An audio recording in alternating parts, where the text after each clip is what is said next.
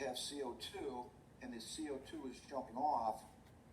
And the reason for this, that we're going to get deeper into, is because of these pressure gradients. So it's all based on simple diffusion and pressure gradients that we see. All right. So what we have here is, this is the pumping action of the heart. There's actually the electrical system of the heart that you can see. And that allows, and we'll go through this, hopefully you already know this, we're going to go deeper into how this works. All right, and then this is the offload that goes into the different tissues. And we're going to generate ATP because of that. All right, so as the slide says, on a microscopic basis, our cells require oxygen. Oxygen is the final electron acceptor. So oxygen, as I talked about earlier on in the first week or two, oxygen snatches up the electrons that were stripped from hydrogen. And those electrons, if you don't have oxygen there, those electrons just sit there, and it stops this conveyor belt of ATP production. Well, without ATP, metabolism shuts down. That's the bottom line. So this I sent you earlier on to give you an idea, and this is just your electron transport chain. So what you see is that the hydrogen atom here, right, gives up the electron, and we have this reduction reaction. Remember, reduction is gain of electrons. So we get an oxidative reduction reaction, and the electrons have to bounce back and forth, but because those electrons are moving, that's matter motion, and that's energy, that helps pump in these now protons. Here it's not a proton, because it has its atom, and it has this electron. Here it lost it, and it's ionized, so it's just a proton right here. So as he's coming across right here, this is going to be positive on this side, where it's going to be negative on this side, and we have now an electrical chemical gradient where these want to escape. And when two of these escape, that's enough energy to add the phosphate to ADP to get ATP for metabolism. Now, the big thing is you don't want to reach that equilibrium. And to prevent that, this is where oxygen is needed. 1/2 of oxygen is just one atom of oxygen. And I think that's my next slide. So as these escape, all right, what's going to happen is it's going to bind to your oxygen. So this is demonstrating how the electrons are being now transferred to that atomic oxygen, one atom of oxygen. Remember that the outer shell is supposed to equal 8. And by snatching up the 2 electrons from hydrogen, that again was stripped off your glucose or energy source, it could be carbon. From here, now that electron goes here, electron here. Now we're basically a net -2. All right. So we don't want to be negative. We want to be balanced. So what's hanging out in the long run is the hydrogens. So these hydrogens, when they come out, right, they're ionized, or it's just a positive proton right here. It's going to jump on, and that way you're going to get,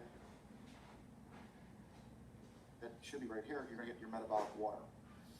And that's what continues this conveyor belt to make ATP. So as long as we have ATP here, all right, we can get metabolism going, either synthesis or decomposition, whatever you want. So that's how that works. All right. So this is a real big deal, especially when you get to pathophysiology, because tissue survival really does depend on these 3 main things. We have what's called the content, the CaO2. The CaO2 is the content of arterial oxygen. So the A here stands for arterial oxygen. And the organ system that depends on that is going to be the lung and the RBC. Now, these calculations you don't need to know right now. And pathophys, we do get into it. In pathophys, we do get into it, and if you know that hemoglobin's 15 and saturation is 100%, so it's basically 1. All right, that's going to equal, I think, 19 point something.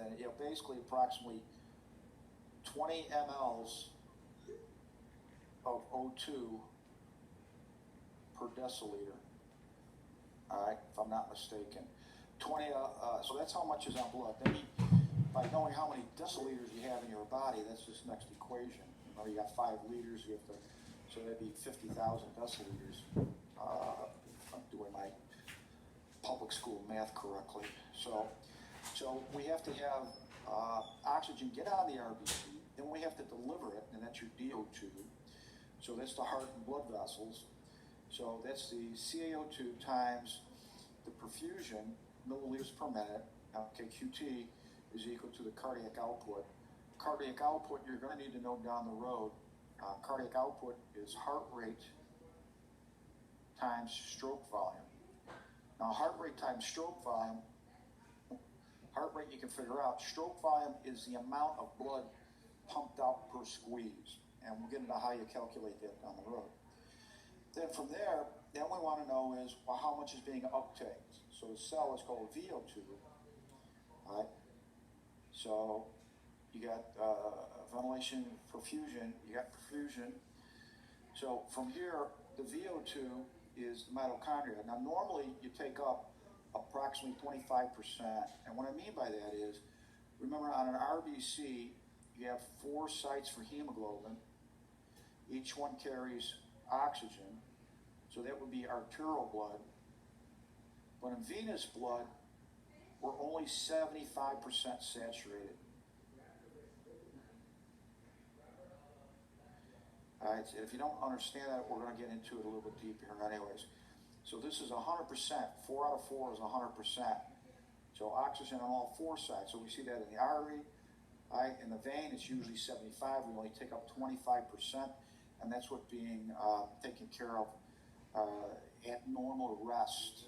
It's not exercise or somebody with disease. So when we look at the respiratory system, we have the upper respiratory tract and lower respiratory tract.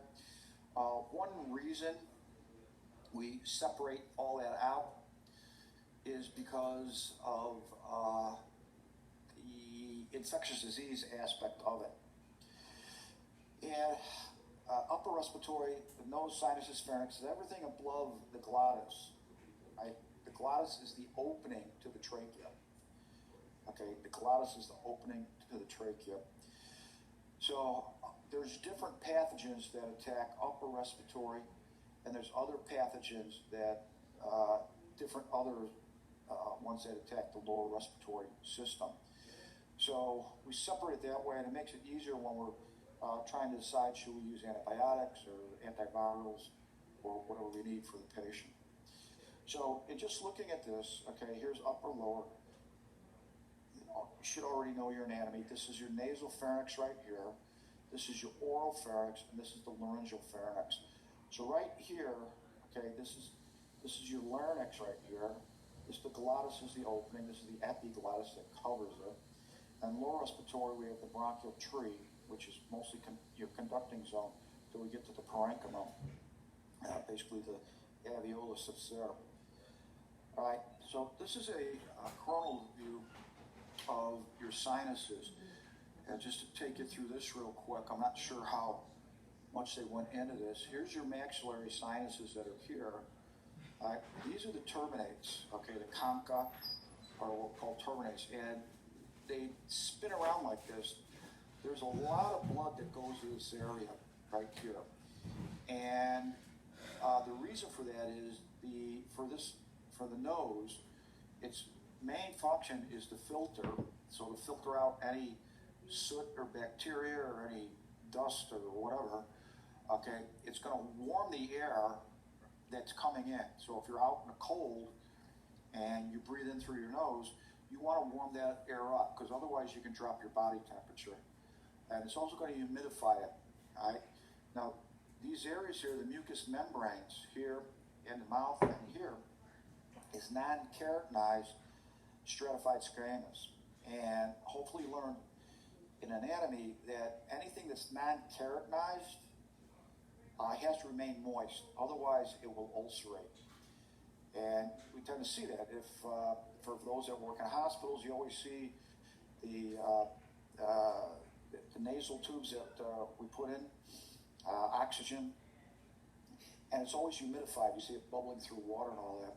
Well, if you don't bubble it through the water, it'll dry out these membranes and they'll ulcerate, tend to bleed.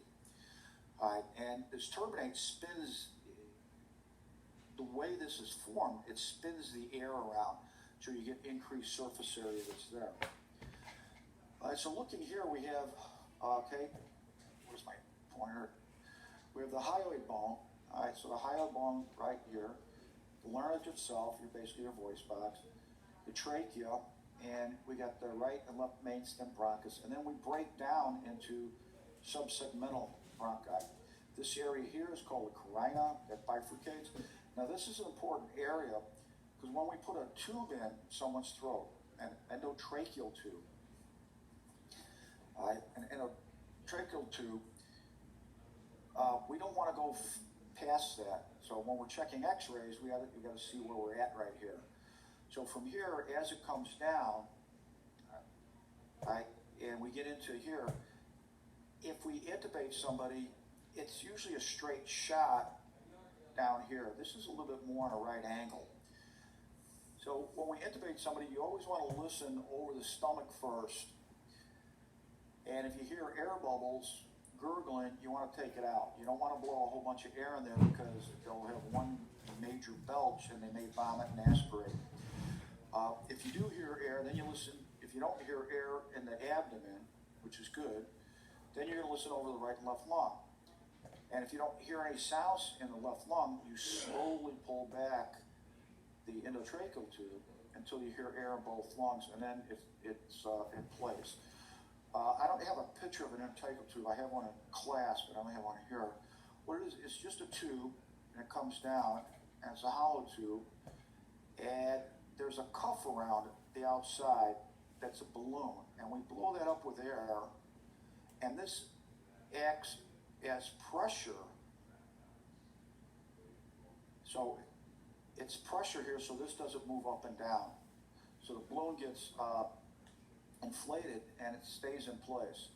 And then there's radio opaque, come on, where's my pen? There's radio opaque lines so you know where it's at and you can see the tip of it. But this holds it in place. Now the bad thing about it, and this is what everybody's worried about with COVID and getting on a ventilator, is that whenever you get on a ventilator, you're always at an increased risk of infection. And you may be on the ventilator for maybe congestive heart failure, maybe on the ventilator for COPD, something that's non-infectious. Then down the road you will get an infection. And the reason for that is you can't swallow and you can't cough. And the bacteria gets around here, and some of that bacteria can, if this cuff is not inflated correctly, bacteria can get out of here and you can't cough it out, and that'll increase your risk of a ventilator associated infection. So that's what they worry about. And then when you extubate somebody, taking the tube out, you deflate the cuff. We try to suck, you can't really suction this, you suction this, and as you pull the tube out, you're suctioning as you're pulling the tube out, but there's always some of this crud will get down into your lungs. So that's the seriousness of ventilators. One of the key things we tell people is, when you're on if you have to intubate somebody, you have to intubate them, but your key thing is to try to get them off the ventilator as quickly as possible because of all the comorbidities that go along with it. So an important structure that we talk about is going to be the epiglottis. Now the epiglottis right here, right, it's going to, kind of like a trap door in reverse, it's going to shut and it's going to help block, block trachea from any food particles. So getting back to your neuro, you have to have a proper swallowing mechanism.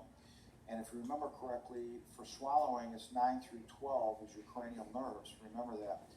So people that have a stroke, we always do a swallow study to make sure that it closes properly, they're not aspirating any of their food.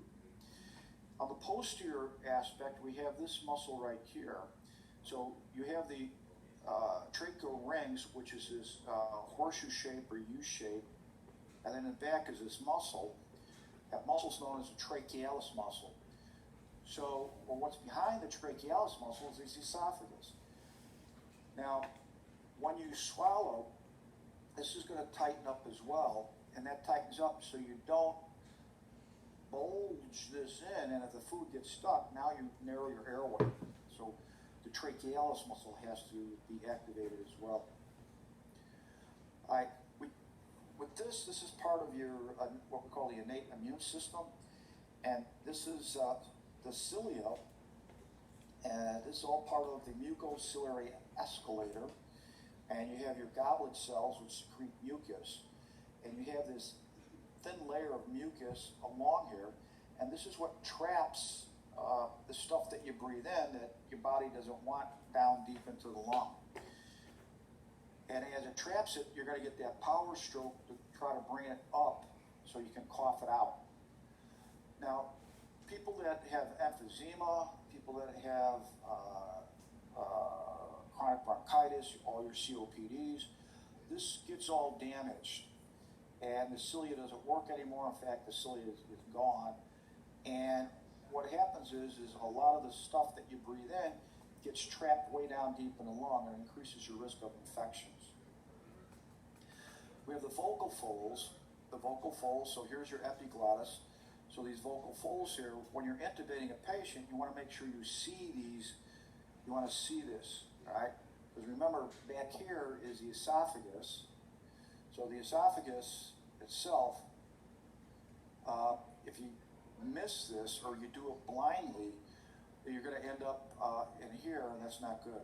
And I've had a couple of patients that I was called to look at, and either the paramedic or even the ER doc or ER resident ended up intubating the esophagus, and they call me after 20 minutes saying, they're coding them, they want me to put a pacemaker in or something like that. And I evaluate them and find out, well, it's kind of hard to oxygenate somebody when it's in the esophagus, and you have to be very careful. You just set up for lawsuits. All right, so this just shows you the different, the anatomy of these vocal folds and the glottis itself. All right, this here is showing you the epiglottis, which is at the top of your screen, and you can see the vocal folds. So this is laryngoscopy, and what this laryngoscopy is looking at is, are both vocal cords moving together, and sometimes after a stroke, or if there's been damage to what's called a recurrent laryngeal nerve, it'll hang up. And this next one shows it going all the way down to the carina. Is it going to play? There we go. So we get past the vocal folds, you'll see the tracheal rings.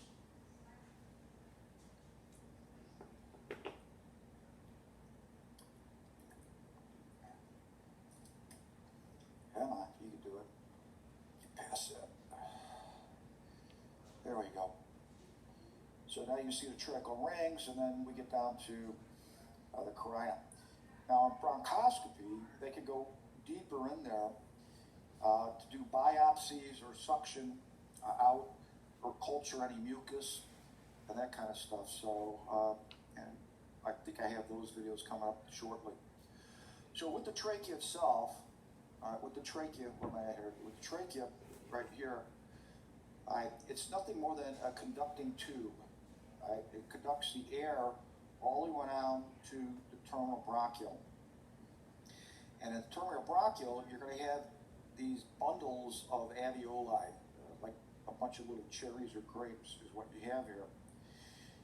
All right, and let me stick with the slide. So here you can see the relationship between the esophagus and the trachea.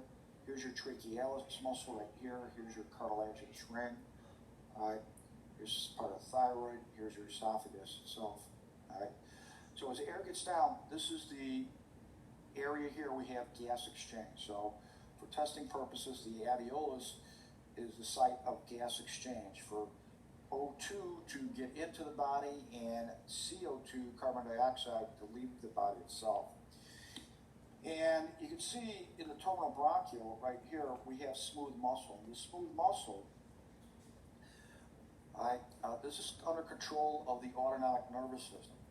And the autonomic nervous system, you're going to have sympathetic and parasympathetic to regulate the amount of air. Right? So if you're not getting blood flow because, say, a pulmonary embolism, say you got a clot that blocked off this area here, this will know it through the receptors, and this will shut down. So air is not just sitting here. That's called dead space. You want as little dead space as possible. So it's going to send that air to other places. Right? But you want what's called good VQ. And VQ stands for ventilation perfusion.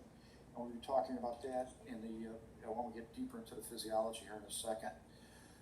Now, also what you have in the terminal bronchial, the basement membrane of the alveolus merges with the basement membrane of the capillary system.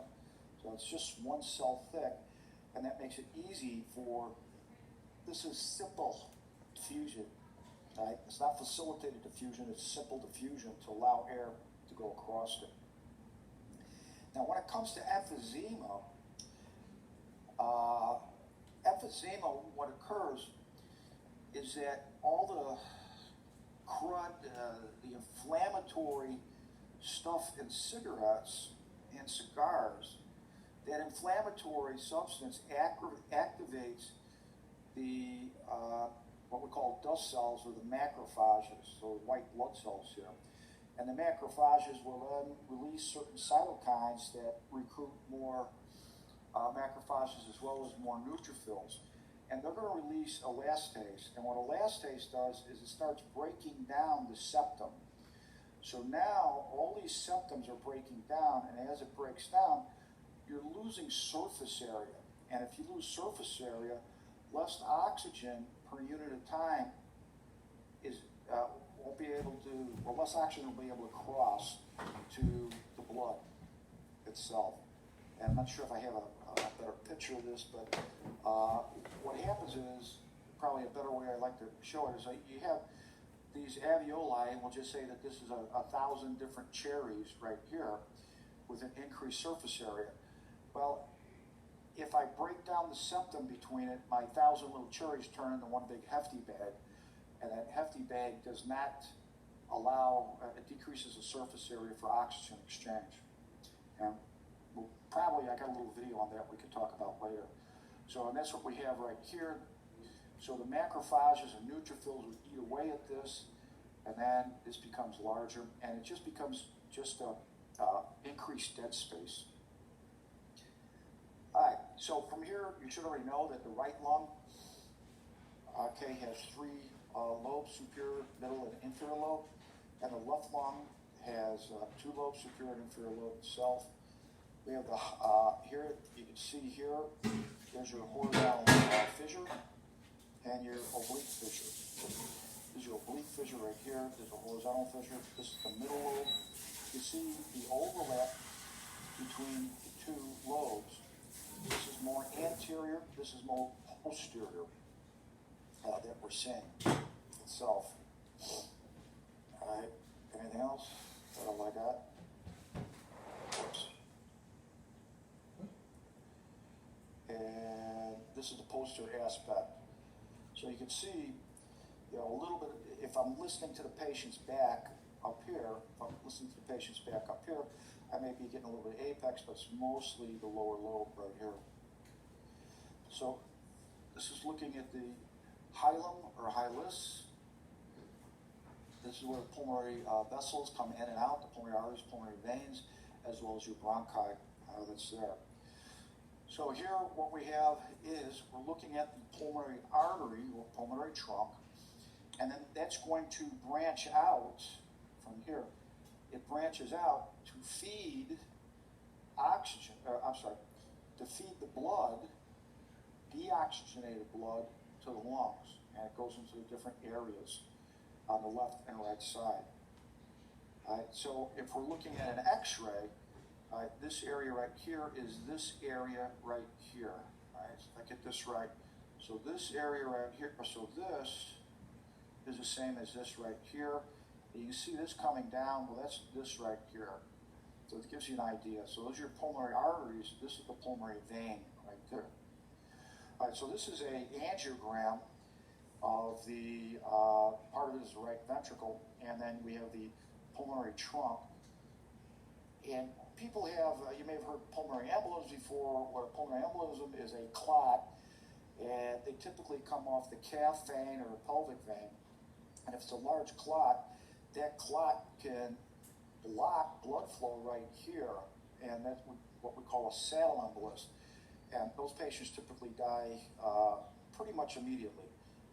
If they get small ones, I'm not sure I have any pictures coming up, you can have small ones that go way out here or out here. That's going to cause some, it may or may not, you may be totally asymptomatic, it depends on the amount of oxygenation that's there, but it can be dangerous over time and it has to be evaluated. And that's, okay, that's what I'm showing right here. So this is a clot. So this is your clot. So this area is not being perfused.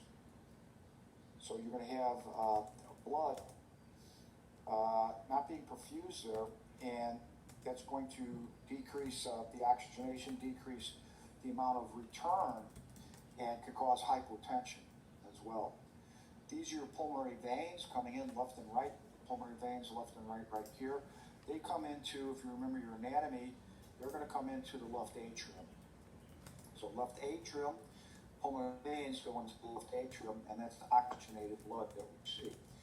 And this is that view. This is the left atrium here, and this is the venous return of oxygenated blood.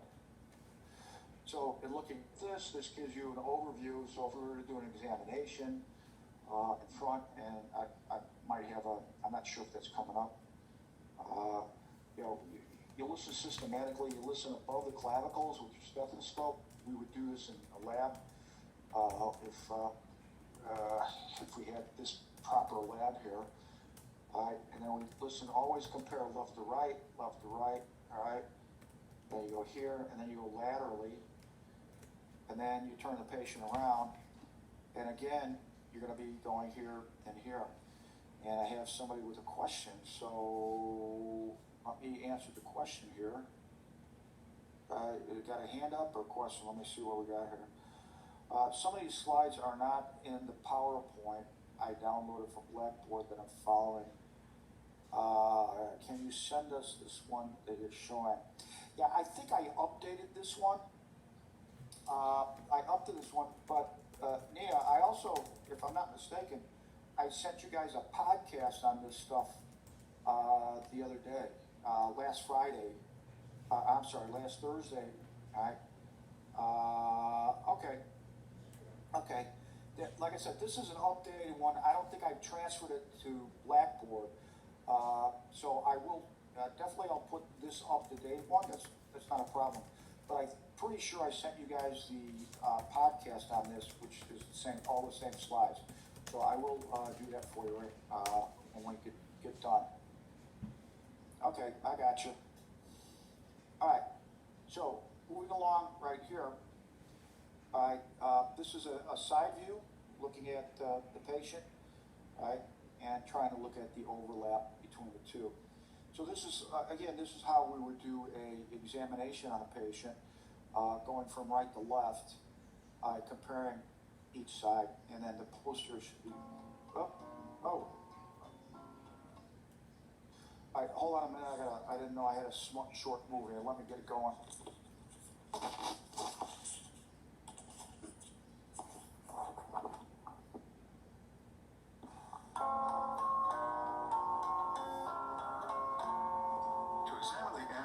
Thorax. Have the patient remain supine and breathing normally. Readjust draping appropriately.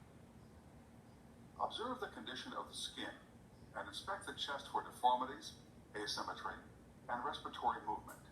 Next, palpate the chest wall to locate any areas of tenderness, or to assess any lesions or abnormalities. Next, percuss the anterior thorax in symmetrical areas, proceeding from the supraclavicular area down to the sixth rib or below. Again, compare both sides. Identify your percussion notes and the locations. Using the diaphragm of your stethoscope, you should hear resonance over the anterior lung fields.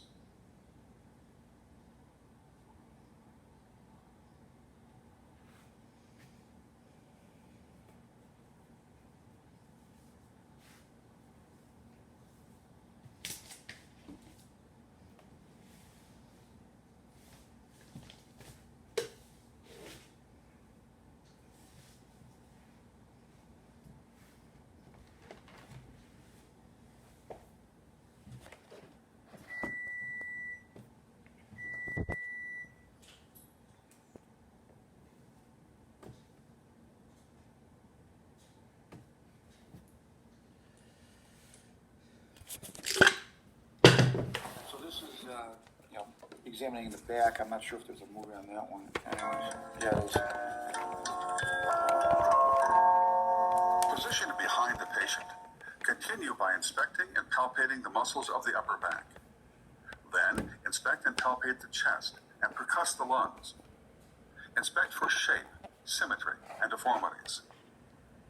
Percuss the lungs in a systematic manner, going from side to side as you move down the thorax from the apices to the bases of the lungs. Listen to the intensity, pitch, and duration of your percussion notes, and decide what kind of notes you are hearing. Normal lungs are resonant. Locate any areas where you hear abnormal notes. Breathe out. Next, use percussion to identify the level of diaphragmatic dullness and measure descent of the diaphragm. To assess respiratory excursion, place your thumbs close to the patient's spine at the level of the 10th ribs and spread your hands lightly over the lower thorax. Ask the patient to inhale deeply and exhale fully while you watch the divergence of your thumbs and feel for the range and symmetry of movement.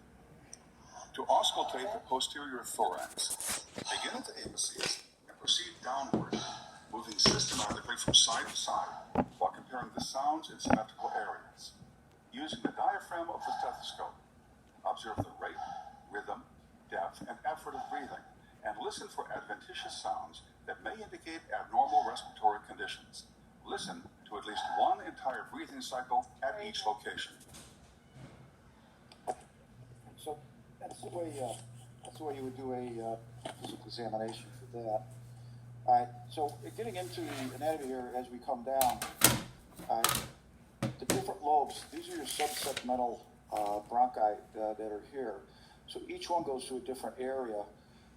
It's here you got your color codes right here, and we can get a tube down here and get up in these areas again to do a biopsy or suck out fluid, or if the lung is collapsed due to mucus secretions, you can get down in these different areas that's there. And that's what we're showing here. And this, I don't think there's any sound, so I'll talk you through it. So this just shows bronchoscopy. And we're not going to sit here for the whole 6 minutes. They're going through this patient's nose. That's what you're seeing right there. And you should be able to, there's his tongue. And getting it to his throat. There's the epiglottis. And there's your cords. This is running slow for some reason. It's usually a lot better than this. There we go. So from here, they're going to take it through, and there's your carina. Then it splits into the left main bronchus, right main bronchus.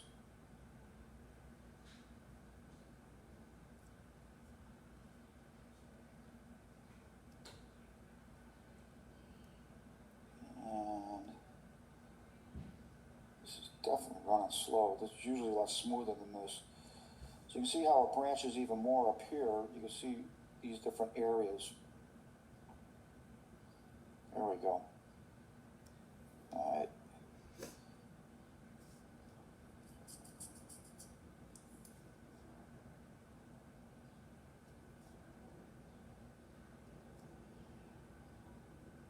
Anything else?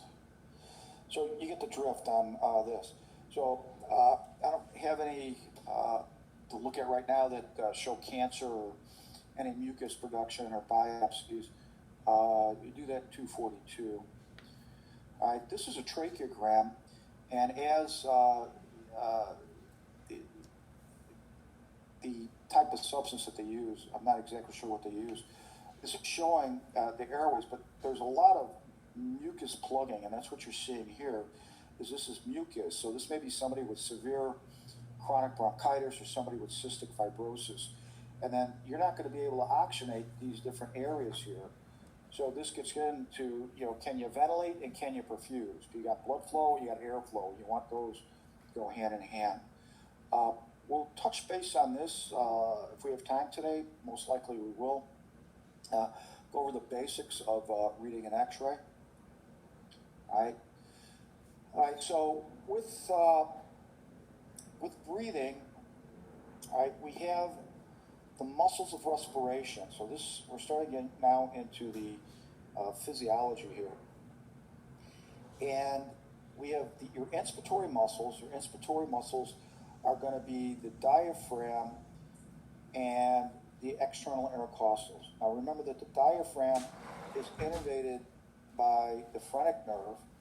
Remember the phrenic nerve is C3, 4, 5 to stay alive. Right? The external intercostals is just your intercostal nerves. And the main headquarters, or your primary pacemaker for breathing, is going to be in the pons and in the medulla. Pons and medulla. And they get a lot of their information from the hypothalamus based on your chemoreceptors, which is all based on the amount of carbon dioxide buildup and acid buildup. And we know the purpose to breathe is to have oxygen, but what stimulates you to breathe is actually the CO2. Carbon dioxide is the stimulant to help you breathe.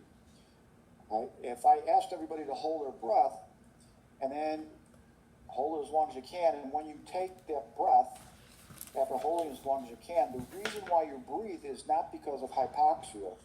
It's because you have a buildup of carbon dioxide. And carbon dioxide turns into an acid when it stays within the body. And then you have your external intercostals and your abdominal muscles for exhaling itself. So we'll get into the exact physiology here in a second. So you can see how the rib cage moves up and down because of the intercostals, and then the diaphragm. And what occurs with both these movements is that it's going to increase volume. So we're going to increase volume here, and that's important because it's going to get to what's called Boyle's Law. And Boyle's Law, how we breathe is based on Boyle's Law. And you have accessory muscles, which is your sternocleidomastoid and your pectorals. Those help raise the rib cage as well. These are the muscles of accessory muscles when either you're working out or you got a fever or you got pneumonia. So you may need extra input from these muscles.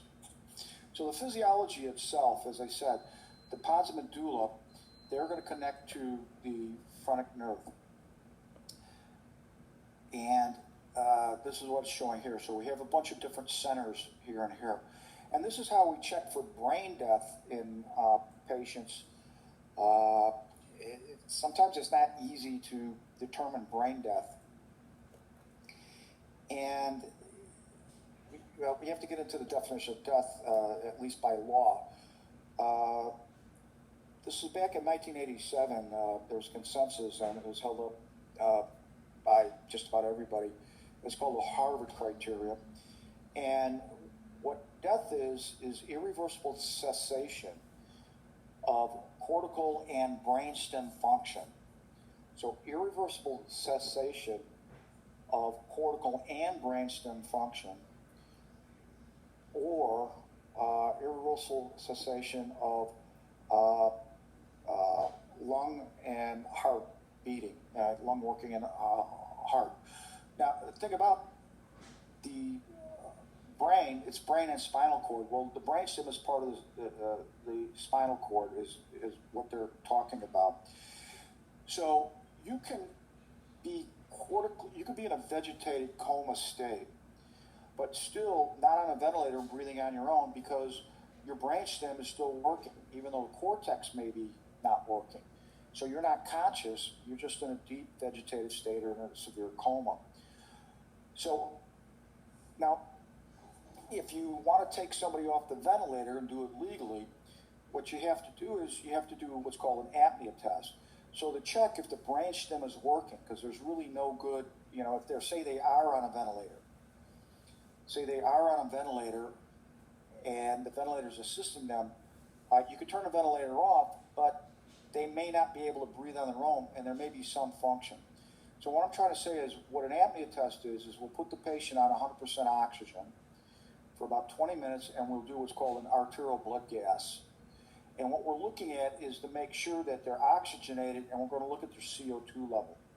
Normal CO2 level is equal to 40 millimeters of mercury.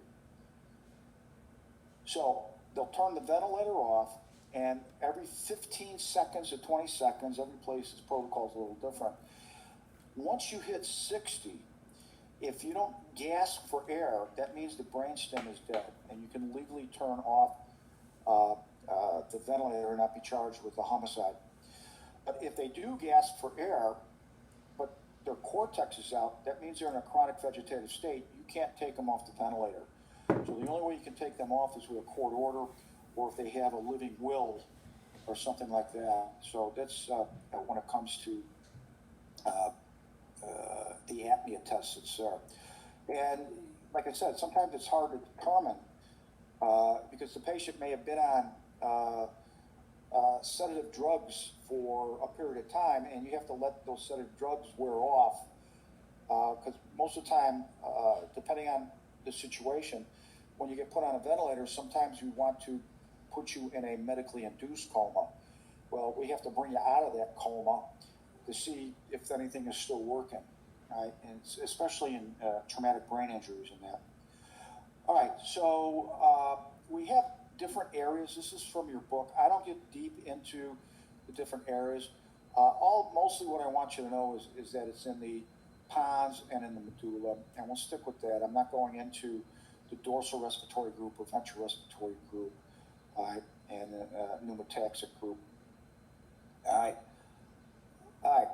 So from here, I'll just skip through these. From here, let's see. Okay, so here, because of cerebral cortex has connections with the respiratory center, we can voluntarily alter our pattern with breathing. So breathing is actually part of the, it's not really part of the autonomic nervous system. We do have cortical influence that can override the natural rhythm. Again, because of buildup, or if I asked everybody to take a deep breath, you could take a deep breath. It isn't like your heartbeat where, I can't ask you, well, give me a couple extra heartbeats. It's not going to happen, or slow your heart rate down. So from here, we can override it. But remember, the diaphragm is skeletal muscle, all right? But it has its own pacemaker that allows us to override it. All right, so as it comes down to it, as I said, it's the chemoreceptors. Basically, most of that is in the hypothalamus and sends signals to the pons and medulla. It's going to keep an eye on the CO2, the hydrogen ion content, and O2. All right, so these you also have peripheral chemoreceptors in the aortic body, carotid body as well. This is to help regulate blood flow. And then the axons of the central nervous system from the aortic body, it's part of the vagus, will then influence some of these other nerves for breathing as well. So when we look at, we already talked about the chemoreceptors that are peripheral or central. We have stretch receptors.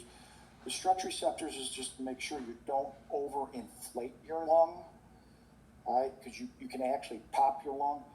If anybody does any scuba diving, one of the things they tell you is when you ascend, to keep exhaling, because your lungs are going to expand, and if you're holding your breath while you're ascending, you can actually pop your lung open.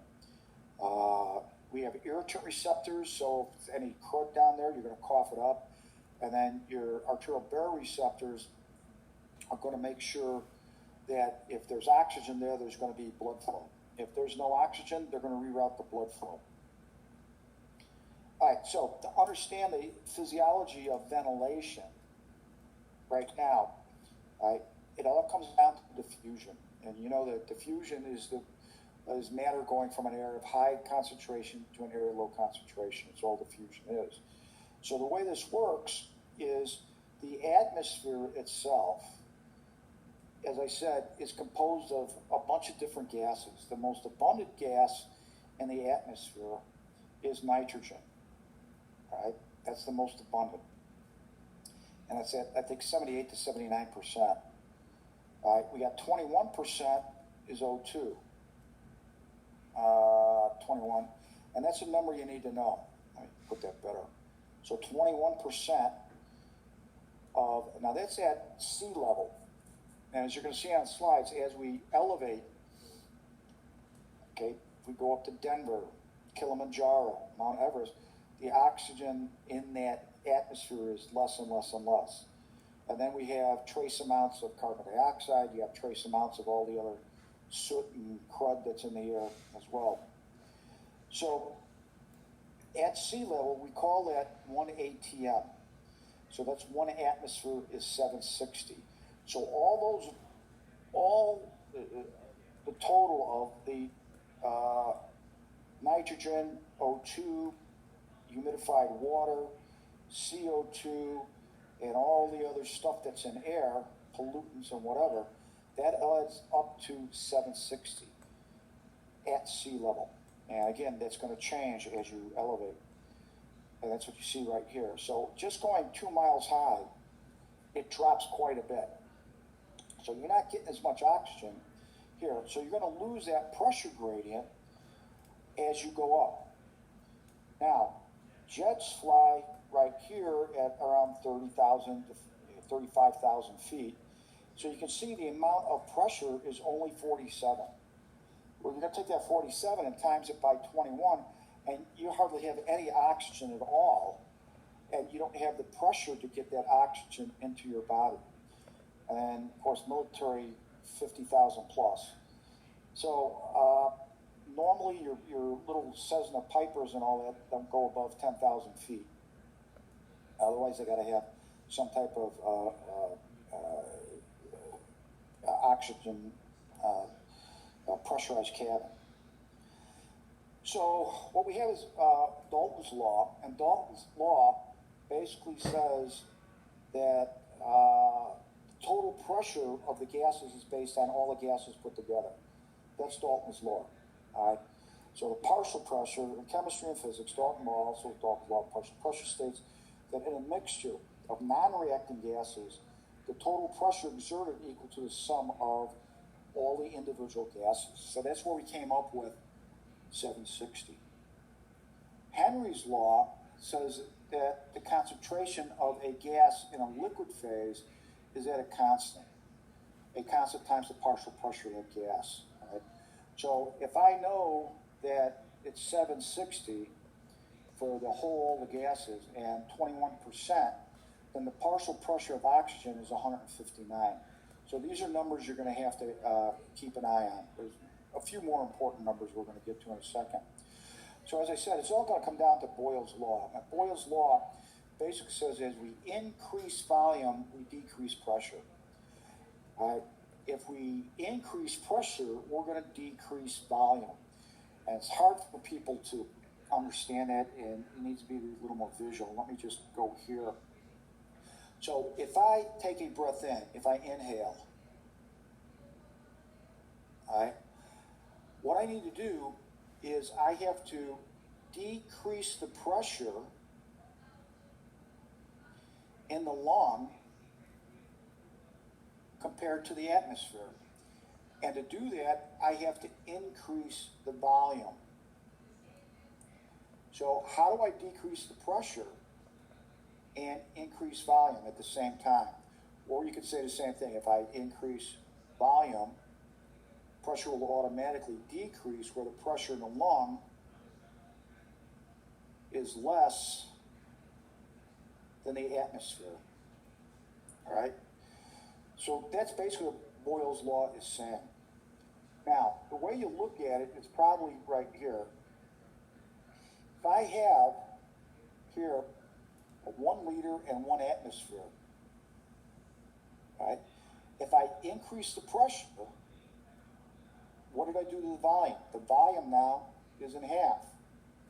So, and if I want to increase the volume, what do I have to do? Well, I bring the piston up, and that'll increase the volume. That decreases the pressure here. And that's this bellows system that we use in the lung. And I'm not sure what I have on my next couple slides. So it's sea level. At sea level, the pressure of air is 760. Remember, you have two spaces in the lung. You have the lung tissue itself, and then you got the pleural cavity. The pleural cavity is the space between the lung tissue and the chest wall. That's always at a negative atmosphere. It's always -5 millimeters of mercury. All right, -5. So because it's -5, it's going to help pull this open. And that's what you want. So the subpleural cavity, so the whole question comes down, is if we're 760 here, how do we get to, if I want to decrease the pressure, right, I have to increase volume. All right, and therefore will decrease pressure. So the pressure here needs to be, say, 752. So to get to 752, this is the question I asked you guys. How do we get, all right, so I want some answers back to see if anybody's awake. All right, how do we get my pen back out. How do we get this to increase the volume? What's the mechanism? Can anybody give me a, well, yeah, you inhale, but inhaling is just a result of the physiology. Because you've decreased the pressure, okay, because you decrease the pressure, that's going to increase volume. That is inhaling. But how do you decrease the pressure? That's the question I'm trying to ask. What are the steps in decreasing the pressure? And if you get this down, then you get the rest. It's pretty easy. All right, so stumped you right there like I normally do. So remember, what you have down here is the diaphragm. And the diaphragm is dome-shaped. Remember that that's going to hook up to the phrenic nerve. So the phrenic nerve is here. What's going to happen is when I stimulate this skeletal muscle, it's going to contract. What's it going to do? It's going to drop down. Well, what's that going to do to the lung? Well, that's going to increase the volume. Now I've increased volume here. And according to Boyle's law, if I increase volume, then I'm going to decrease pressure. And now the pressure here will be 52. And then air will want to come in because of that. So it's a matter of flattening the diaphragm. And that allows an increase in the volume. Exhaling is just the opposite. We relax the diaphragm. The diaphragm goes back and rebounds to its normal shape. And what's that going to do? That's going to decrease volume. And as I decrease volume, that's going back up. Decrease volume, that's going to increase pressure.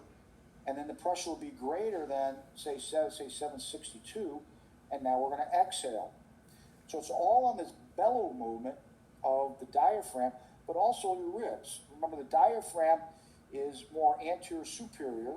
It's going to inferiorly drop the lung down, but also forward, going anteriorly, is going to be raising the rib cage as well. So that's where your intercostals come in to increase volume. So that's how it's done. It's just a matter of doing this. Now, getting back to this, people, just a side note on disease, what happens with people with COPD is they become hyperinflated. What happens is they'll take a breath in, all right, and the alveolus open. When they exhale,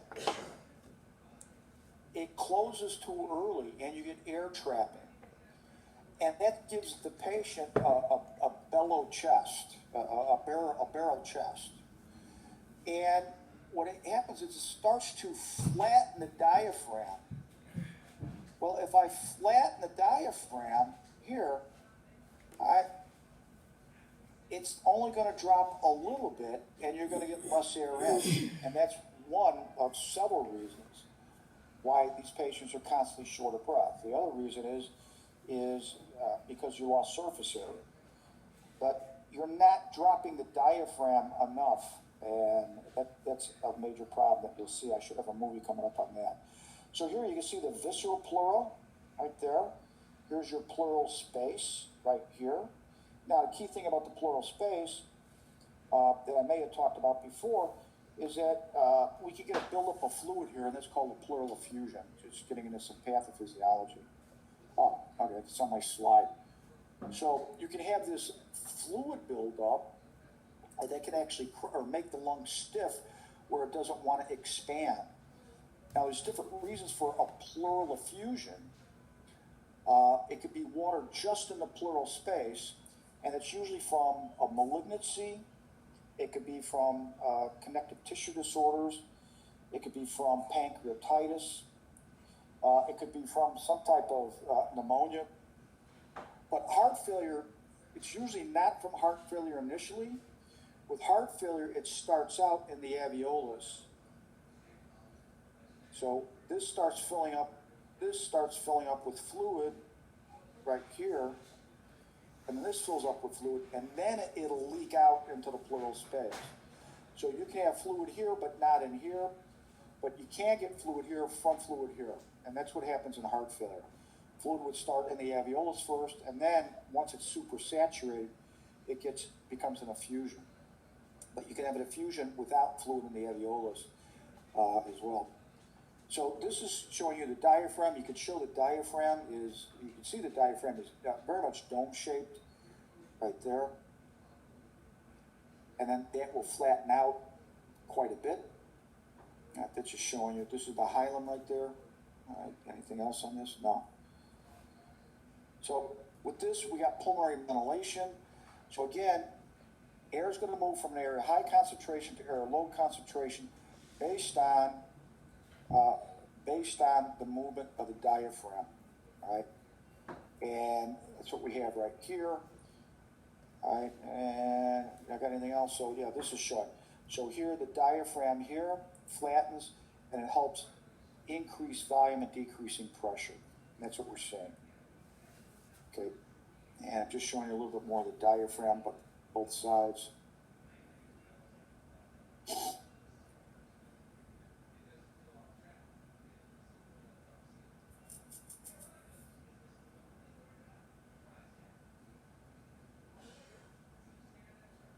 And I got another one. Here's from below, looking up. All right.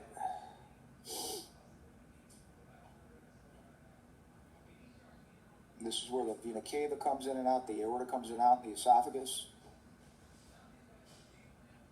Going to the stomach. All right. So this is probably gives you a good example right here of, okay, that's exhale. This is inhale. Exhale. Inhale. Flatten the diaphragm. All right. So that's your best bet in understanding that. So let me just read the slide. So in summary, the reason why air moves is because the diaphragm contracts from stimulation from the phrenic nerve. The diaphragm flattens out, therefore increasing volume in the lung cavity and decreasing pressure. Since pressure now is less than the lung, then in the atmosphere, air moves from a higher pressure to a lower pressure. All right? Now, we have some forces we have to overcome. And these forces are your elastic forces and your resistant forces. Elastic and resistant forces. Now, the elastic forces, remember, you have a lot of elastic fibers that allows the lung to stretch. And I'm not sure what I have here. This basically comes down to compliance, as the next slide says. And I have a little bit of a demonstration here. All right, so let me go here and let me share my screen again, because I want to do this. Share camera. All right. All right, hopefully you guys can see me. And what I have here is basically a bungee cord. All right, let me get that light out of here. All right.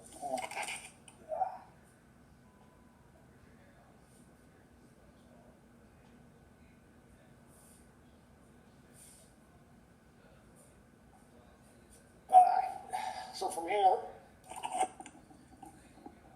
all right, what we have here is a bungee cord. Now think of this bungee cord, if I get this correctly, here we go. Everything's mixed left-right here. All right, so the bungee cord right here, okay, if I pull it, that's elastic, right? It's a rubber band. So if I take a breath in, all right, because it's elastic, it's going to rebound like a rubber band, okay? Hold on one second.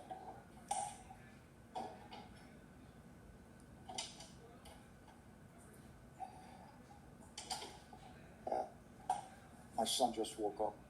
All right, so from here, I breathe in, and because it's elastic, it's going to rebound, and it kind of helps you exhale. And I breathe in and out. I have to have the muscle strength to open this up. Boom. All right, so I have to have a good diaphragm and good intercostals to go like this. Now that's called, when I take a breath in and out, all right, and let me go to now a whiteboard. All right, where's my pen at? All right, and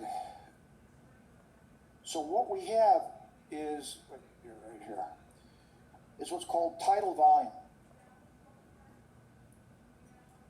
So tidal volume is equal to approximately 500 cc's, as I talked about earlier. So if I want a minute volume, okay, minute volume is equal to breaths per minute times tidal volume. And if that's 500 and I breathe 10 times per minute, all right, I'm going to be taking in 5 liters. Okay, 5 liters of air, not oxygen, but 5 liters of air per minute. Now, getting back to share camera. So, if I have a disease, I'm doing this, in, out, in, out, in, out. If I have a disease that takes this elastic fiber and scars it and turns it into collagen and not elastic fiber, well, it's like me doing this and maybe doing this, and now if I try to, I get very little in compared to, say, this is 500 here, and now I'm only getting 250. I can't get as much in. So going back to whiteboard, so what I'm trying to explain is, hold on a second, is this, okay. So if I normally take in 500 cc's times 10 breaths per minute, all right, so 5 liters. Now, because I scarred down my elastic fibers and turned them into collagen without any elasticity, I'm only going to get in 250 cc's times 10. Now I'm only taking in Okay, 2.5 liters, I'm taking in half.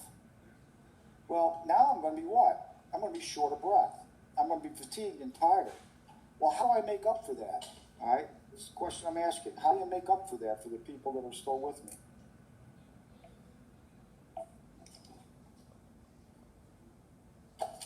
Anybody?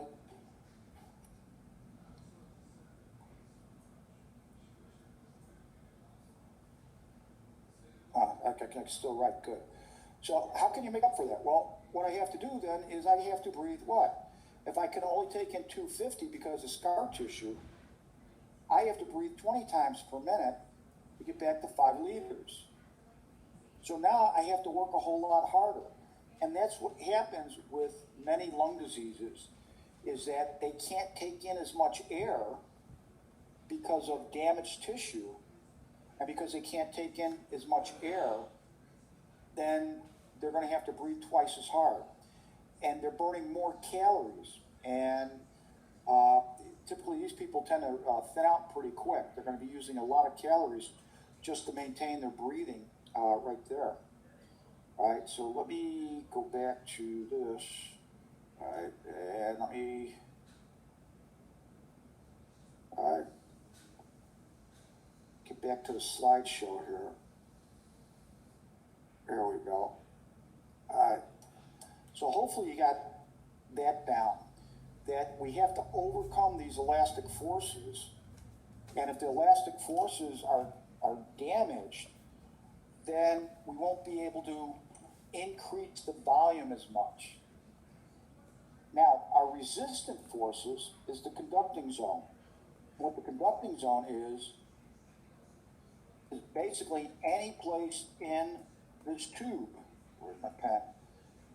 So I can have blockages here due to cancer, due to mucus production, or because of dead space, because I have very large alveoli that's not exchanging oxygen. So those are your conduction zones right there. So with that,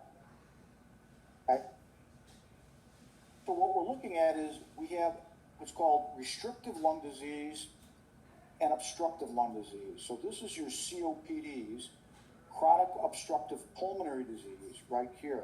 COPD, chronic obstructive pulmonary disease, where the elastic forces are known as your restrictive diseases.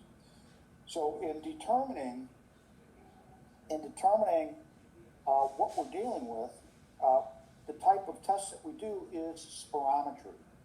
Spirometry is a type of test that we look at volume and capacity. So we look at lung volumes and we look at lung capacity. Now, this is a test that can be done in the office. It's part of what's called a PFT, which is a pulmonary function test. All right. So the different things you see on volumes, we already talked about tidal volume. Tidal volume is the amount you take in or out, and it's approximately 500. So when we're putting somebody on a ventilator, we go by kilogram weight, so 10 to 15 milliliters of air per kilogram weight. We have what's called inspiratory reserve volume. Inspiratory reserve volume. And with inspiratory reserve volume, that's the amount of air above your tidal volume. So if I tell you to take a real deep breath in, that's what I'm looking at. Now, if I have that restrictive disease, you're going to find out I can't take in as much air because I can't expand my lungs. So your inspiratory reserve volume is going to be less. Expiratory reserve volume is the amount that you can blow out. Okay? So after blowing it out, we can measure how fast that is, how much you took in, how much you let out, and how quickly you did it. And residual volume is the amount of air in the lung after you exhaled it out. And that has to be calculated or done by a nuclear test. So from here, we would have you, we do this now and then in class whenever the computers are working. So what we have is you'll take a breath in and let it out, and in and out, in and out. Then I say take a breath in, you go, oh, you go up, right? Then blow it out as hard as you can, boom. So in restrictive disease, this is going to be much less. In obstructive disease, this may be okay up here, but later it'll start coming down. But it takes longer to get out, and that's what we see. So this is going for, right here, here's your tidal volume, all right? This is your inspiratory, I'm sorry, right here, inspiratory reserve volume right here. Okay, this is your expiratory reserve volume right here. This is basically your inspiratory capacity. This is your vital capacity. And they can do this, and this is a test again to determine if you have COPD or you have a restrictive disease or other types of problems, etc. So, as I said, we have minute ventilation. Minute ventilation is tidal volume by respiratory rate, or breaths per minute respiratory rate. All right. So right there. So right here, if it's 12 breaths per minute, that's 6 liters. All right. But you have anatomical dead space, and this gets us into the alveolar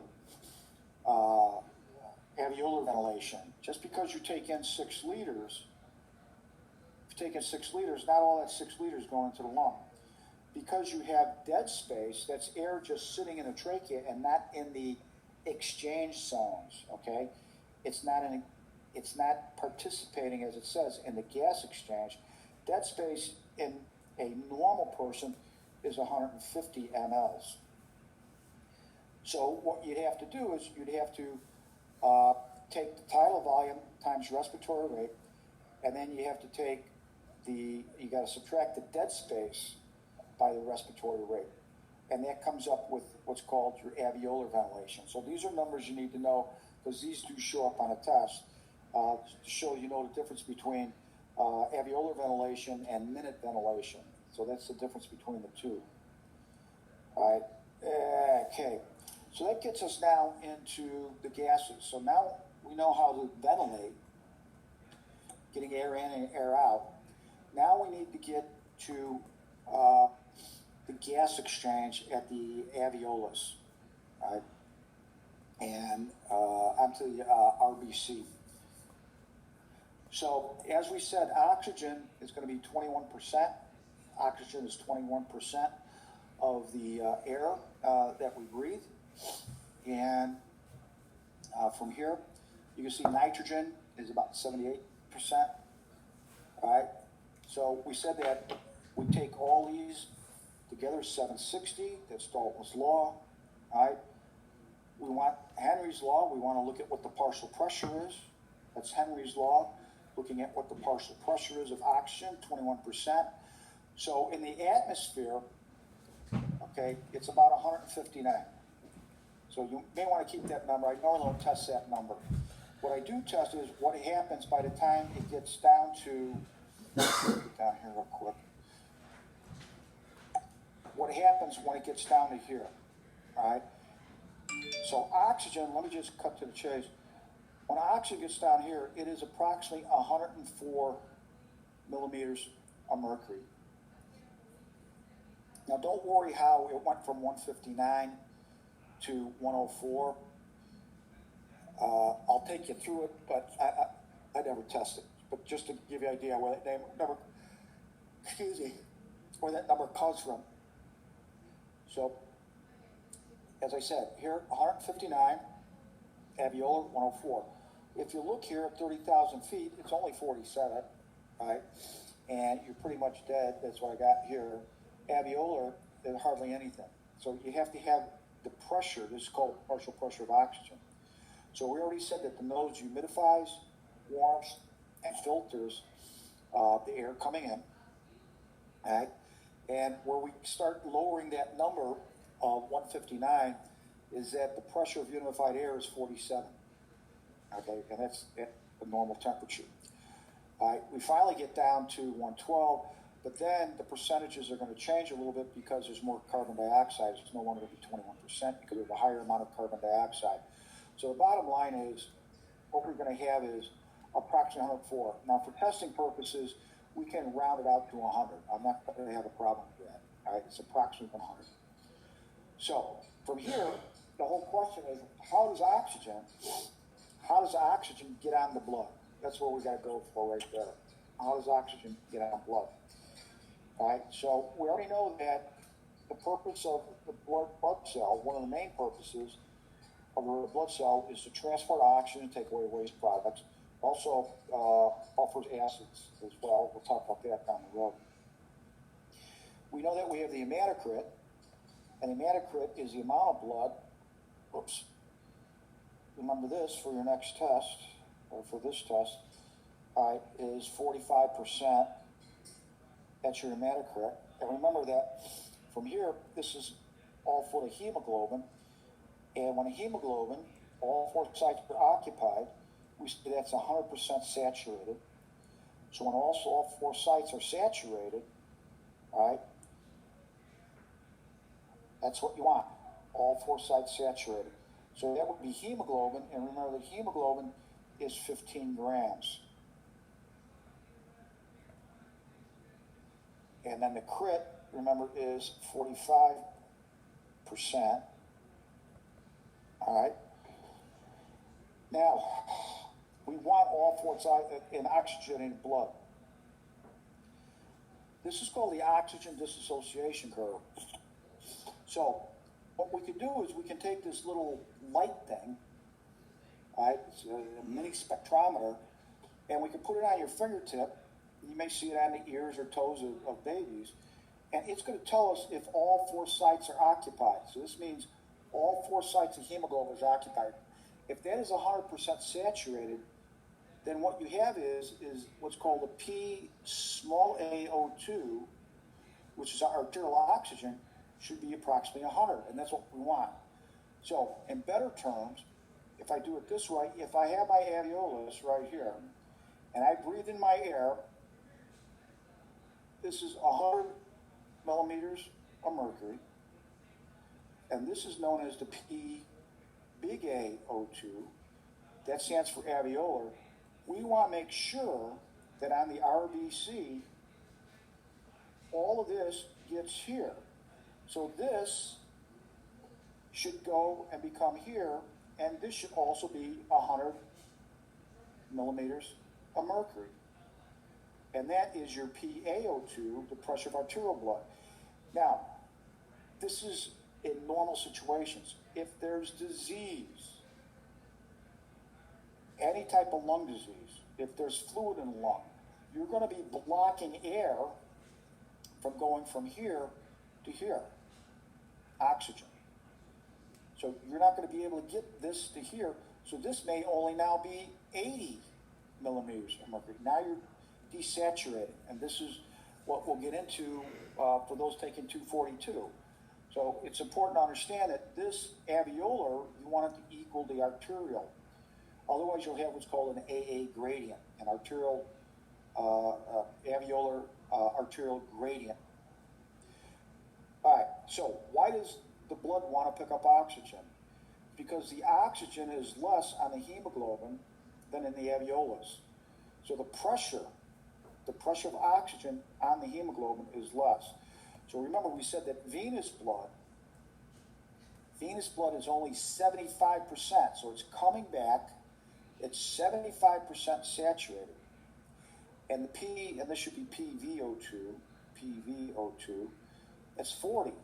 So if I'm 40 here, and I'm 104 here, I'm going to go from an area of high concentration to an area of low concentration. So just like ventilation is air of high concentration atmospheric pressure to the pressure within the lung, to get oxygen, it's the alveolar pressure of oxygen versus the RBC pressure of oxygen, going from an area of high concentration to an area of low concentration. So the reason why the venous PO2 is only 40 is because it gave it up. Remember, oxygen, when it gets delivered to the tissue, binds with glucose. That oxygen gets burned immediately to make ATP. So in return, of course, you get CO2, metabolic water, and you're going to get ATP. So what I'm trying to demonstrate here is in the artery, okay, it's going to jump across, and it becomes deoxygenated. So this is the handout I gave you, or at least wasn't fully filled out. And normally in a regular class, this would be extra credit. I'm not sure how I can do it for you guys. or you fill this out correctly. So this goes through the cardiopulmonary circulation you should already know. So if we look right here, this is what we're talking about, right here, is a capillary, right? The RBC in the capillary gives up 25%, and this is representing the PVO2, venous O2, sat 75%, which is a 40 millimeters of mercury. We'll get into the circulation with the heart down the road, but remember, all veins lead to the vena cava superior. You'll have the SVC and the IVC, all right, SVC and IVC, and that's going to go to the right atrium. Right atrium is going to squeeze. You're going to go past the tricuspid valve. From tricuspid valve, you're going to go into the right ventricle past the pulmonary valve. So remember, you're in an artery, but you're still desaturated. You're in a pulmonary artery desaturated. Here, as this is going across the capillary membrane of the alveolus, we go from an area of high to low concentration and hops on board. So your pulmonary veins, now we are here. And this is your pressure of arterial O2, where this is the pressure of alveolar O2. Large A is alveolar O2. Small a is arterial O2. We lead to the left atrium, past the mitral valve, into the left ventricle past the aortic valve, into systemic circulation. And this continues. So this is our cardiopulmonary system here in a nutshell. So this part, give me a second.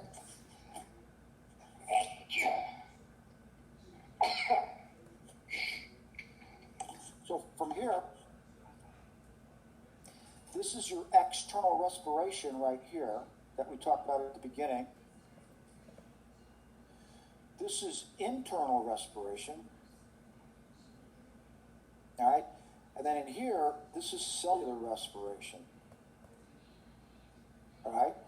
So these are different things. So this is absolute, both for heart and lung to understand. So that's the key thing right there. So as the slide says, tissue perfusion is based on, or tissue survival is based on tissue perfusion. You need the oxygen content, as we talked about, is from the lung and blood. Oxygen delivery from the blood pressure, the blood vessels and the heart, and then oxygen uptake, right? And that would be the cell wanting to uptake that oxygen, right? If you don't get oxygen, you're going to go through a lactic acidosis, you're going to decrease ATP production, and you're going to go into shock. If you don't have glucose, you're going to get ketone production, you're going to get acidotic and diabetic ketoacidosis. So any one of these, all three have to work conjointly together, because if any one of these does not work, you're going to go into shock and die. That's basically what this is all about right there. We know that if we become acidotic, it's going to denature your proteins. Your proteins are going to unravel. These are just some terms you guys can go over. An important term is hypercapnia. That's an excess of carbon dioxide, so this is breathing too slow. A bunch of different reasons for it. COPD is one of them, as well as opioid overdose. Hypoxemia is decreased amount of oxygen in the blood. All right, you already know what hypocapnia is, just the opposite. So understand those terms. All right. So when we have low oxygen, there's several different types classified. We have what's called hypoxic hypoxia, and this is where you're not getting enough air. Either you're in a decompressed airplane, you're on Mount Kilimanjaro, you're basically suffocating. So you have circulatory hypoxia, means you can't circulate whatever oxygen you do have. So that's a heart problem. That's usually heart failure. Anemic hypoxia is where you don't have enough blood. So to fix hypoxic hypoxia, simple is just give them more oxygen, supplemental oxygen. Circulatory hypoxia is hard. You have to increase the heart performance. Anemic hypoxia is give them more blood. And the histological is very rare. It's usually cyanide poisoning, or is cyanide poisoning, where the cell doesn't want to take up the electrons. So those are the different ones. So most of the mechanism for most diseases is your ventilation perfusion mismatch. And what we mean by that is if I got air here, it needs to get on here. All right, air here has to get on here. So what we can have is we can have ventilation that is obstructed right here, and blood's going to go by, and what's going to happen, what's going to happen is that, remember, this is 75% saturated. As it goes across, it's going to decrease O2 overall in the left heart. Right? Because, and this is called shunting. So we're sending deoxygenated blood, and it may be mixing with some areas that are oxygen. So instead of having 100 millimeters of mercury as a PaO2, it may now only go down to, because of this, it may now only go down to maybe 80 or 70 because it's going by. Then what we have is some type of obstruction. This would be usually a pulmonary embolism, or this scars down. So air is just sitting here, and that's called dead space. Those are the different ones. I'm really not going to get into this right now. Where are we at on time? 10 o'clock. I'm not going to get into this, but I want to get into, let's do a little lab here, and let me do this right here. All right, I'll send you this website, but this goes into lung sounds. So we'll do some lung sounds, and we'll do some x-rays here, just to give you an idea. So this is considered your lab. Let me go here. So this site right here is Lippmann. Lippmann is one of the most common, yeah, we're still here. Lippmann is one of the major makers of stethoscopes. And what you have here is these different sounds that you have, both heart and lung. And where's my lung sounds? There's pleural rub. I got more. Oh, come on, man. Okay, we have something called crackles. All right. So what crackles are, now I got to switch back and forth, so hold on a minute here. I got to go to a white screen. So let's just start here. What crackles are is where you have the alveolus. Come on, where are you? The alveolus, you don't use every single alveolus in your body. So when you take air in, this will pop open. And when it pops open, it's going to make a sound. All right? And that would be a crackle. Now, normally these crackles would disappear after a second or third breath, all right, because you've got it open and it's going to stay open. The problem is if you have an alveolus where you have something here pushing on it, like fluid or scar tissue, pneumonia, lupus, granulomas, anything, then you'll always have a crackle. And this is what the crackle would sound like. All right, so let me go back here. And I got to put the mic on, so hold on a second.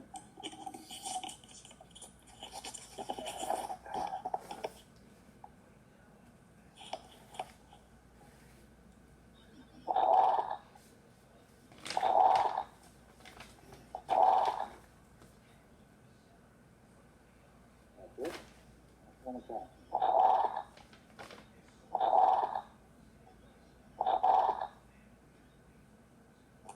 So it says it's like this Velcro type sound is what you're hearing. So next what we have is what's called rowels. And what rowels are, going back over here, what rowels is, and let me draw it out here, is where now you have fluid. Oh, come on now, it doesn't want to work.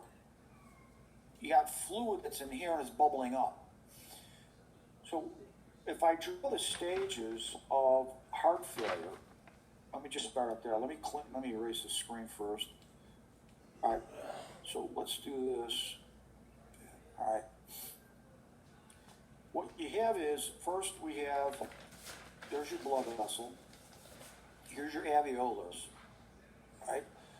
So if you have increased resistance because of a bad heart, all right, the pressure is going to increase, and what happens is the first thing you'll see is this will dilate out to try to make up for the space. But as the pressure rises, fluid will start leaking out, and it'll be around, and that's where you get your dry crackles. But then we're going to get roused, and that's where it's like bubbles, like percolating, or if I put a straw in a cup of water and blow, it'll percolate or bubble.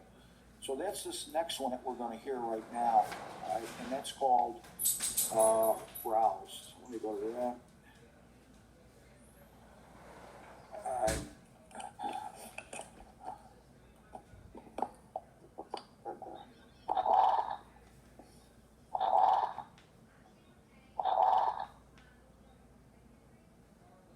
Again. I think I got some better ones.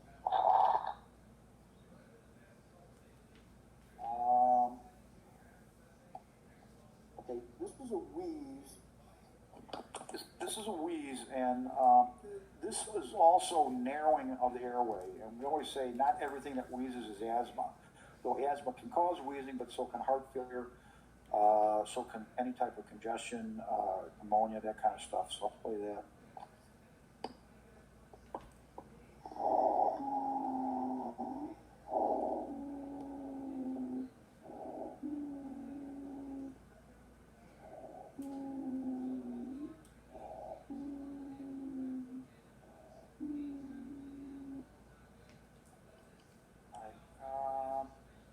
Here's another wheeze. Let's see what this sounds like.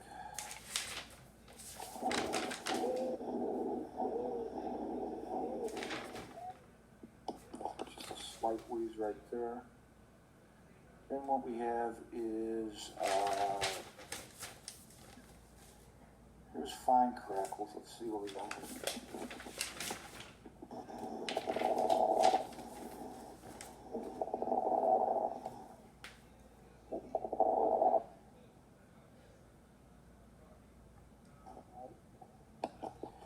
And what else do we got here?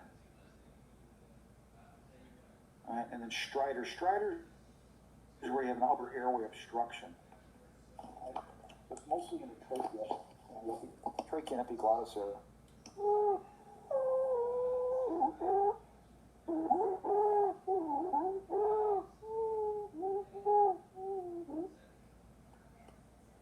Alright. And let me switch gears here to this.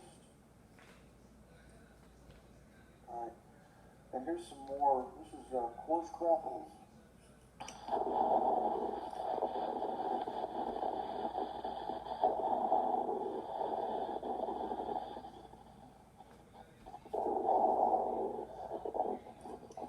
So that'd be coarse crackles is roused where there's fluid in the alveolus. Here's some fine crackles.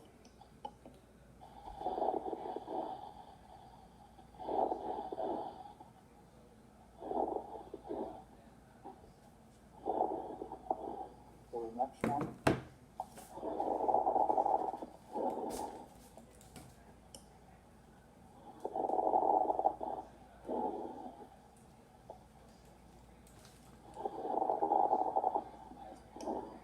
Go to wheeze here.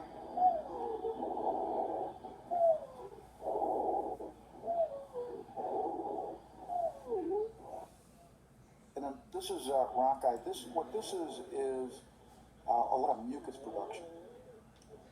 Give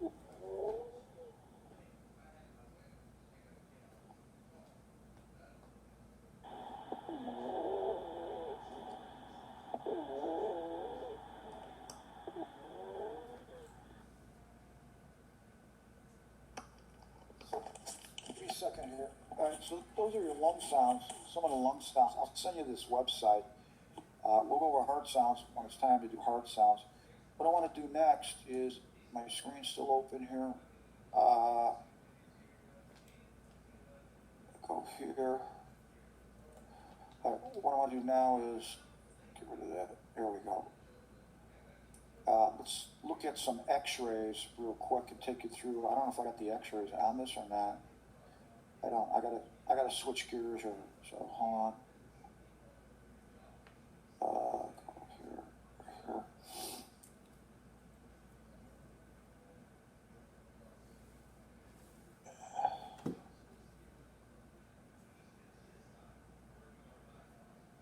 Here we go.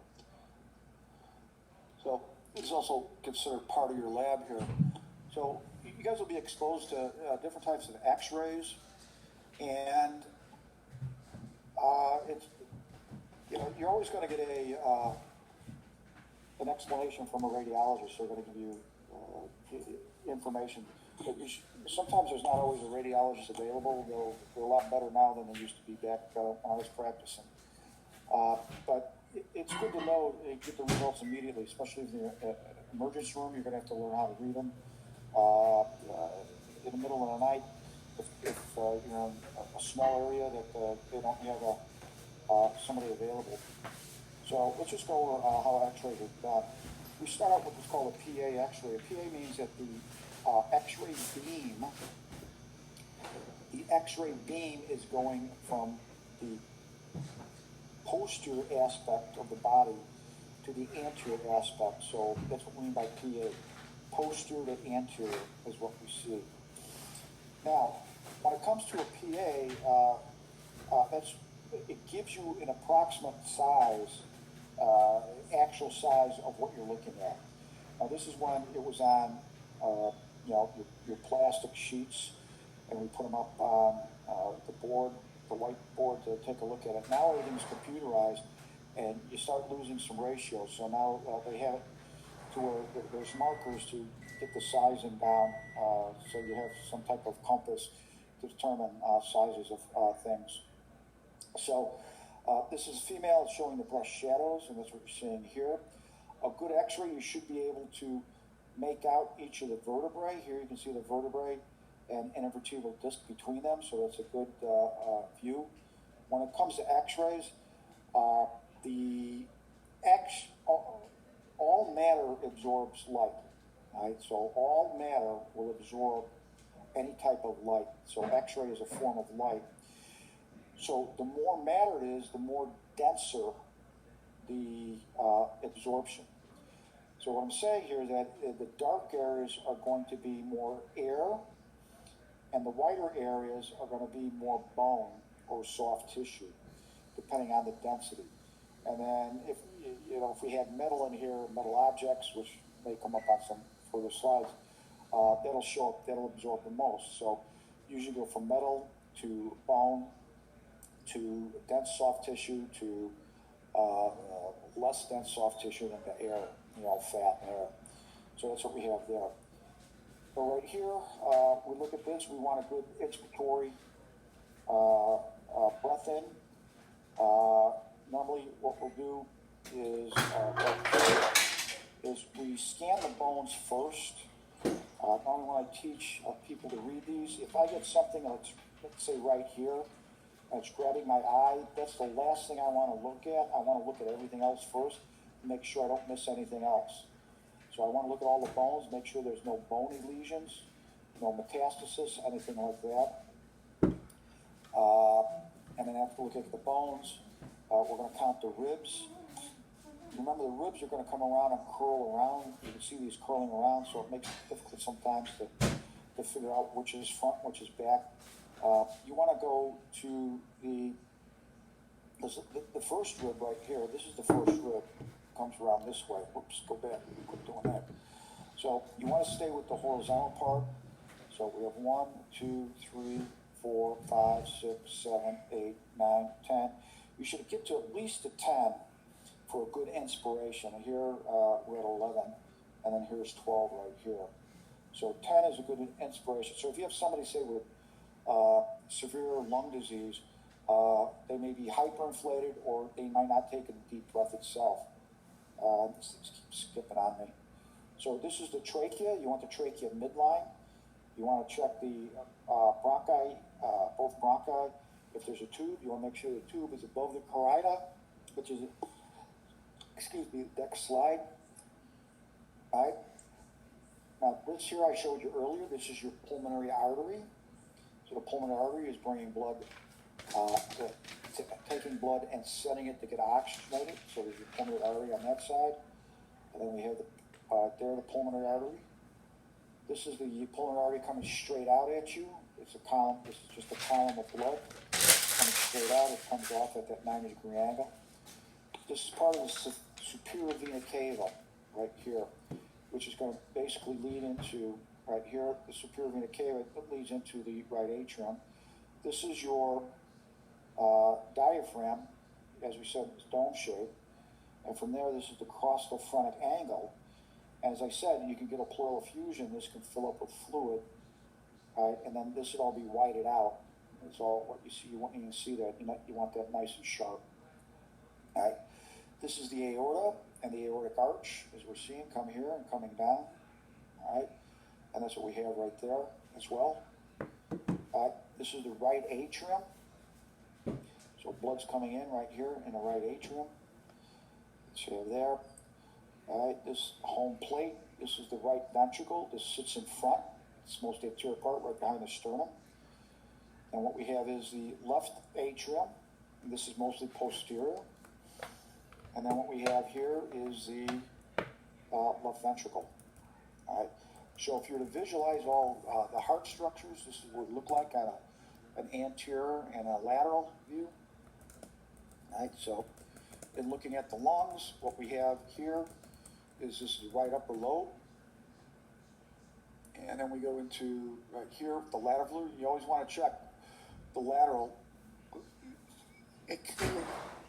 You always want to check a lateral view if you can. It's very difficult. If you have something there, you want to make sure you need a three-dimensional look at it. So you have to get a lateral to get a better close idea. What you're going to see here is there's going to be overlap, because you got here the middle lobe. All right, and here's your middle lobe, but here's your left lower lobe. So if I have something sitting here, it may be, you're not sure if it's in the upper, quit doing that. You're not sure if it's in the upper part, okay, the middle part, or the lower part, unless you get to a lateral. So you have to get to the lateral. You see how these overlap right there. All right, so by getting the lateral, you got a better idea what's going on. So remember from the earlier slideshow how much the lower lobe comes up. And then your left upper lobe is right here. Come on.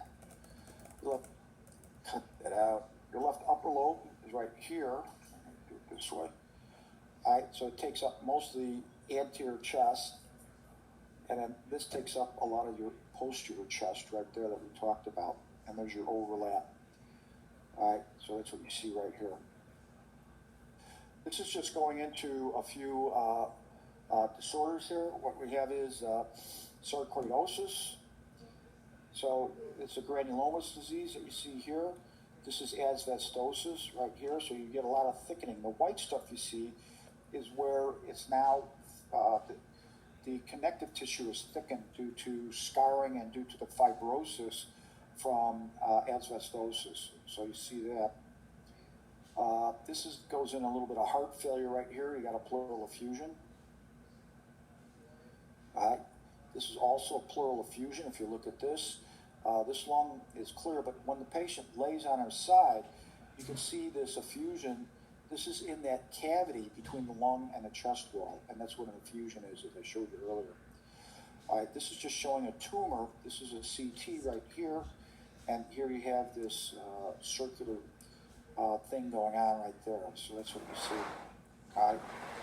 And here you also have a little bit of a tumor right here, here, and here. So this is this is your PA, this is your lateral, and then here in the CT shows you. So used for a lot of different diagnostic reasons. All right. So with that, that pretty much concludes this slideshow. I do have a, get back here and get rid of that. And let's see. I have a movie on the lung, and you want me to play it here or just watch it at your own leisure or do both? It's up to you guys. You know, we could just call it a day. Anybody still with me? Okay, I will then email. Okay, thanks. Yeah. Yeah, what I'll do is I'll send it send it as a podcast. I'll send it as a podcast. You guys watch it. It basically goes over everything I talked about in the physiology. That way you have it and you can look at it. So we'll do that. And then earlier, I think Nina said I have a more up to the one I showed you was more up to date. So than what you may have on Blackboard. So I have to go through that. But it may not have all the movies on it because sometimes it doesn't take my movies. So I'll send that stuff out right away, and I'll be working on your grades. Hopefully, I should have many of them done by tomorrow. Okay, so just get that done. I got most of it done. I just want to make sure we got it. Professor, quick question. Okay, well, yeah, go ahead. I got to answer somebody else. Go ahead. The labs. I know we turned in the first one. How many labs have we had so far? Okay, well, some of the labs like today, heart sounds, the lung sounds and X-rays. That's just a show me stuff. So there's really nothing to turn in. The only thing that you guys were to turn in was the neuro stuff right now. The neuro stuff,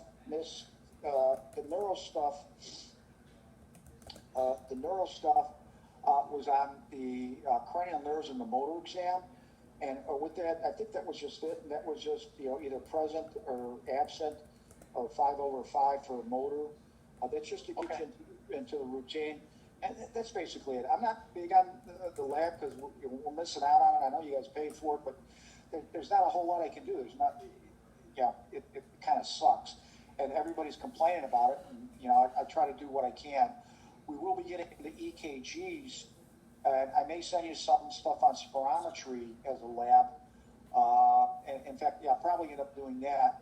And it's looking at a case, and then it'll have some spirometry readings, but I have to teach you a little bit more about spirometry. And then you kind of figure out if the patient has restrictive lung disease, obstructive lung disease, COPD, emphysema, bronchitis, that kind of stuff. So that's most likely what we're going to do tomorrow. Okay, for the people... Okay, for the people that missed the quiz, I have a set policy is that you come in at 8 o'clock, and I give the quiz and make sure everybody gets on time. So the people that took the quiz got 3 extra credit. Okay, time out. The people that are that took the quiz are going to get 3 or 4 3 points. I think I told them extra credit points on top of however they got right. I will post that quiz maybe in the next 20 minutes. When I do post it, you're only going to have probably 8 minutes to do 10 questions. All right. I'm trying to avoid people looking things up. It's hard to keep an eye on that kind of stuff. Got the trust things going here. So, but that will be posted here shortly. All right. And then, okay. And then remember, you got your test Thursday. It's all a neuro. I sent you the chapters yesterday or the day before. I don't have them in my head right now. So, but the central nervous system, the autonomic nervous system, the motor, and only part of sensory. It's not the whole chapter on sensory. Because sensory, they combine special senses with general sense, basically cutaneous sensory. I'm interested in general sensory, cutaneous sensory. So if you got any questions on that material, get them together for tomorrow and we'll talk about it. All right. So give me 5 minutes. I'll email you when it's back. I'm sorry. I'll email you when the test gets put on Wiley Plus. I'm going to do that right this second, and I'm going to email you probably a 10-minute movie on the lung on physiology. So, no other questions. We'll call it a day. The new extra credit, I'd like to have that in another, probably by not this Wednesday, but next Wednesday. Because I usually give a total of 4 papers. I'm not sure if I'm going to hit 4 papers, but I don't like having you guys turn in all 4 papers at once. So, once the papers are in, I give you another paper. So, but I like to do it after, right around each test. Okay. Yeah, Miss Bauer, and yes, exactly. Her question is there any way to reach me out of class? Yeah, what we can do is you can email me, we can set up a time, and then we can collaborate on what we're on right now, where it's only just one person, we can talk privately. So we'll set up a time, but I can't do it on Monday and Wednesday, because that's when I have all day classes, so it'd have to be after class on Tuesdays. Tuesdays, Thursdays, I can even do Friday, that's not a big deal. I'd like to keep my weekend free like you guys. So if you email me and say, hey, I want to talk about my grade, I want to talk about something, just email me, I'll get back to you, and we'll try to set up a time for both of us. Depending on, like I said, Monday and Wednesday are out. Tuesday, Thursdays are great. Sometimes we could do in the evening. I know you guys got work schedules and things like that, so we can do that. Any other questions? All right, I'm going to email the quiz, and we'll go from there. Okay, that's fine, Ms. Bauer. All right.